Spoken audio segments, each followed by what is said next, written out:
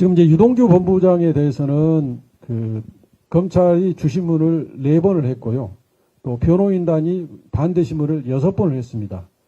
그러고 나서 이제 재판부가 바뀌는 바람에 증인 신문이 중단된 상태인데, 만약에 안 바뀌었으면 또 바뀐 이후에도 검찰이 유동규에 대해서 재주신문을 해야 되고, 또 변호인단이 유동규 본부장에 대해서 재반대 신문을 한 차례 정도 더 해야 될 게 나와 있습니다. 그래서 그러나 유동규에 대한 그 증인 신문은 거의 완성이 된 상태이기 때문에 현 시점에서 유동규의 진술과 증언이 믿을만하냐, 여기에 대해서는 이제는 평가가 가능한 시점이 됐습니다. 그래서 유동규 진술과 증언에 대해서 우리 조 변호사님께서 그 신빙성에 대해서 좀 말씀 좀 해주십시오. 예. 일단은 유동규 씨가 한 진술은 이제 초기와 중기와 뭐 그다음에 말기, 그다음 아니면 법정 이 한 4단계 정도로 나뉘는데요.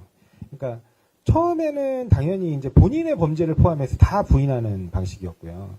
그러다가 결국에 3차 영장, 그러니까 3번째 새로 발부되는 구성이 영장이 문제가 되는 시점, 그러니까 본인이 이제 구금된 지 이미 11개월이 넘어가던 시점에 이제 심경 변화를 일으키죠. 그러면서 그때부터 이재명 대표가 관여됐다라는 식으로, 그리고 그때 그 유명한 그 표현을 합니다. 검사님의 진심을 느껴서 지금부터는 사실대로 얘기합니다. 그러면서 이제 얘기를 바꿔요. 그러면서 사실은 자기가 업자들이 말한 대로 다 뇌물도 받고 그건 내가 쓴 게 아니고 사실은 정진상, 김용에게 다 전달했다. 그리고 이러한 과정들을 이재명 시장님이 당시 몰랐을 리 없다. 라는 식으로 얘기를 합니다. 그러면서 진술이 극적으로 변화하는데, 극적으로 변화하면서 진술을 여러 차례를 받는데, 그 여러 차례 받는 진술들이 도저히 이게 객관적인 정황하고 안 맞는 거예요. 그게 대표적인 게 뭐 이런 것들입니다. 예를 들면, 애초에 아파트에도 뇌물을 줬다고 하는데, 그 가운데 계단식 아파트의 가운데 통로 계단이 있을 거 아닙니까? 엘리베이터 바로 옆에. 그 계단을 통해 올라갔다고 해요, 본인은. 근데 실제로 그때 당시에 정진상 실장이 살던 아파트는 계단식 아파트가 아니에요. 복도식 아파트입니다. 복도가 저 끝에 있는, 계단이 저쪽 끝에 있는 거 아시죠? 그 복도식 아파트입니다. 그러니까 그렇게 진술이 맞지 않아요. 맞지 않으니까 또 갑자기 말을 바꿔서, 불러내서 1층으로 내려가지고 저 아파트 뒤쪽으로 가서 돈을 줬다 그래요. 뭐 이렇게 말을 바꾼다든가, 또 아니면 무슨 애초에 나무관한테 1억 5천을 받았다 그랬다가 또 김만배한테 받았다 그랬다가, 아니 나무관한테 1억, 김만배한테 5천 이렇게 나눠 받았다 그랬다가, 또 그 1억 5천 받은 거를 처음에는 나무한테 받은 1억 5천을 막 세세하게 1억하고 5천인데 이 1억은 일단 김용을 주고 1억 5천은 또 정진상 실장을 주고 이렇게 나눠야 되니까 그 나누는 과정을 차 안에서 나누는 그 모양을 굉장히 자세하게 진술을 합니다. 근데 사실은 전혀 다른 돈이 되는 거예요. 나중에 보니까. 그러니까 그 진술은 갑자기 사라져버려요. 그리고 비닐봉지를 2개를 사서 겹치고 했던 진술들도 갑자기 날짜가 바뀌고, 그것도 날짜가 바뀌는 정도가 아니라 2014년에서 2019년으로 바뀌고 5년이 차이가 납니다. 그래 막 뒤죽박죽돼서 도저히 안 맞는 거예요. 그랬더니 이 사람이 그 검사가 어떻게 하냐면 조서를 안 써요. 조서를 안 쓰고 2022년 10월 14일부터 10월 17일까지 16일까지 4, 5, 6 3일간 평균적으로 하면 한 9시간 정도 하루에 부릅니다. 그래서 이른바 검사 집무실이라고 하는, 검사 혼자 쓰는 방이 따로 있어요. 수사관하고 같이 안 쓰는. 그 검사 집무실에서 면담을 합니다. 면담을. 굉장히 장시간의 면담이죠. 그리고 조서를 작성 안 해요. 그리고 마지막에 이제 18일 되는 날, 그 다음 날이죠. 18일 되는 날, 3일이 지나고 4일째 되는 날, 갑자기 이렇게 정리된 진술이 나옵니다. 그 정리된 진술은 최소한 그 객관적인 정황과 그러니까 도저히 불일치하는 그런 상황들은 좀 없애는 형태로 나와요. 그러니까 나름 그래도 완성적인 조서가 나오는 거죠. 이런 방식으로 진술이 실제로 검찰에 가서 이제부터는 사실대로 얘기하겠다고 한 진술조차도 그렇게 수차례 바뀝니다. 나중에 법정에 와서는 또 바뀌어요. 그 되게 재밌는 진술들이 있습니다. 예를 들어서 2013년도에 2월 달에 뇌물을 줬다는 부분은, 그러니까 1,000만 원씩 각 김용 정진상에게 뇌물을 줬다라는 부분은 원래는 없던 진술이고요. 그리고 이른바 여러분들이 아시는 정영학 녹취록에도 등장하지 않는 돈이에요. 근데 남욱이 먼저 얘기를 하니까, 남욱이 이렇게 얘기했는데 너 그거 받은 적 있어? 그러니까 저 받은 적 있습니다. 그렇게 따라가요. 그러다가 나중에 또 지금 이건태 선배님께서 주로 이제 증인신문을 담당하셨기 때문에 질문을 하시는데, 김용 부원장한테 1,000만 원 준 건 확실하냐? 그러니까 뭐라 그랬죠? 그 뇌물 부분을 좀 정리해 드리면요. 2013년 2월 달에 이제 그 유동규가 남욱으로부터 2천을 받아가지고 1,000원 정진상을 주고 1,000원 김용을 줬다. 이렇게 이제 수사기관에서 검찰에 진술을 해가지고 그렇게 지금 기소가 됐어요. 근데 이제 제가 물어봤습니다. 지금 2천을 받아가지고 2013년 2월 설 때 정진상 실장한테 천 주고 김용 부원장한테 천 준 게 맞습니까? 그랬더니 정진상한테 천 준 건 맞는데 김용한테는 천을 안 줬다. 내가 썼다. 또 내가 썼는지 김용을 줬는지 헷갈린다. 이렇게 얘기해버린 겁니다. 그러면 이제 이게 그 김용 부원장한테 뇌물 1,000만 원은 오로지 유동규의 진술에 근거하고 있는데 그 순간 유동규의 진술이 사라져버린 거예요. 그래가지고 이제 김용 부원장 재판에서는 그게 이제 결정적인 검찰로서는 이제 공소사실 하나가 날아가는 겁니다. 뿐만 아니라 그 유동규의 진술은 전부가 신빙성이 있느냐 없느냐의 판단인데 그 첫 번째 단추가 날아가 버린 거예요. 이제 그런 문제가 있었고, 두 번째, 그러면 2013년 2월 달에 정진상 실장한테 줬다는 1,000만 원에 대해서는 제가 이렇게 물었어요. 그 유동규 본부장의 근무 상황 일지를 봤더니 2월 4일 날 검찰은 뇌물을 성남시청에 찾아가서 줬다고 이런 취지로 기소가 됐는데, 증인신문에 그렇게 주장을 했는데 2월 4일 날 유동규 본부장은 병가를 냈다. 그리고 그 달의 설 연휴기가 11일 날 끝나는데 2월 4일 날 병가되고 2월 5일부터 11일까지 휴가 갔다. 근데 2월 4일 날 시청에 가서 뇌물 줬다는 건 말이 안 되지 않느냐. 이렇게 이제 증거를 내면서 주장을 했죠. 그랬더니 이제 검찰이 2월 4일일 수도 있고 2월 28일일 수도 있고 이제 복수로 주장하는 거예요. 복수로. 예, 복수로. 그래서 이제 제가 반박하기를 2013년 1월 27일 날 유동규하고 김만배가 통화한 게 있어요. 정량 녹취록이 있어요. 녹취록이 뭐라고 통화했냐면 이제 유동규가 김만배한테 그래요. 아니 나 형님이 말씀하셔가지고 남욱 잘 봐주려고 그랬는데 이 남욱이가 저를 슬슬 피하고 저를 피해 다닙니다. 이런 취지로 전화도 안 받고 피합니다. 이렇게 얘기를 해요. 그게 1월 27일 날 통화입니다. 그리고 3월 21일 날 또 정량 녹취록이 나오는데 이 녹취록은 유동규하고 남욱 간의 대화 녹취록이에요. 뭐라고 하냐면 유동규가 남욱한테 너 참 대단하다. 어떻게 나를 그렇게 피해 다닐 수가 있냐.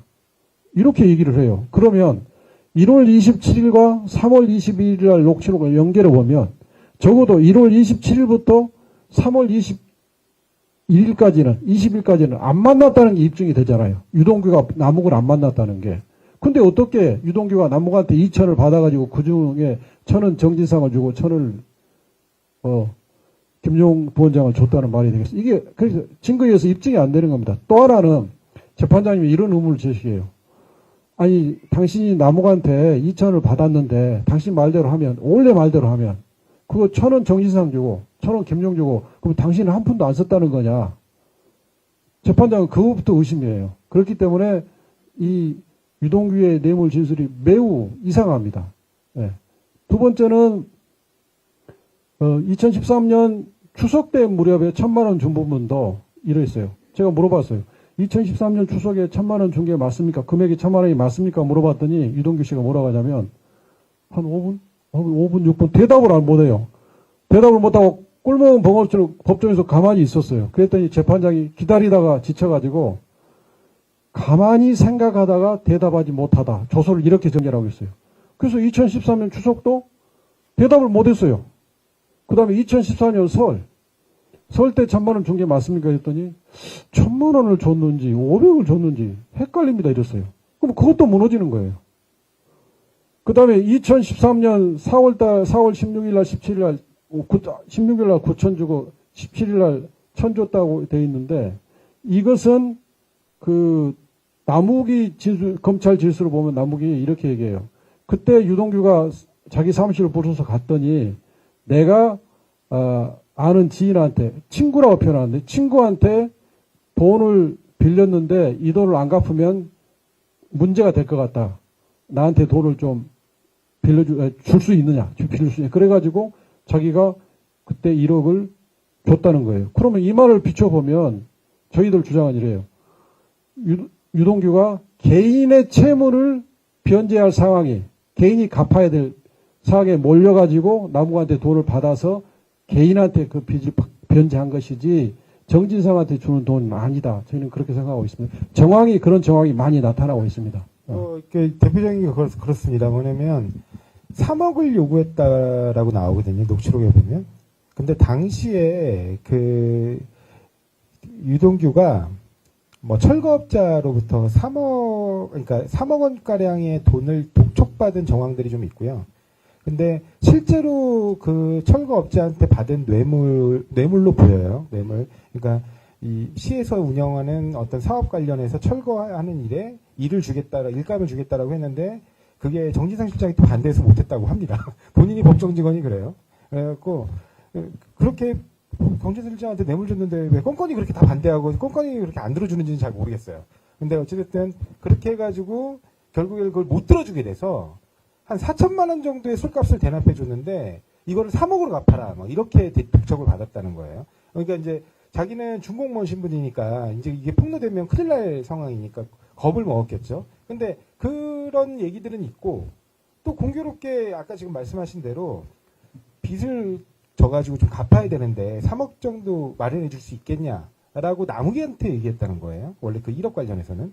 그랬는데 뭐 지금 1개 정도는 마련할 수 있을 것 같습니다 해서 그 1억을 마련해 줬다는 건데 또 나중에 또 법정 증언을 보면 어떤 얘기를 하냐면 유동규가 결국 그 업자로부터 그렇게 독촉 받은 부분에 대해서 9천만 원으로 해결했다는 얘기가 나옵니다. 그러니까 이제 원래 쓴 돈은 4천만 원인데 9천만 원 갚아주고 끝냈다는 거죠. 그러니까 3억을 요구받았지만 9천만 원을 해결했다는 얘기가 나와서 전체적으로 보면 그 1억이 그 해결하는 데 소요된 자금이 아니냐 그런 의심스러운 정황들이 있는 거죠. 그다음에 이제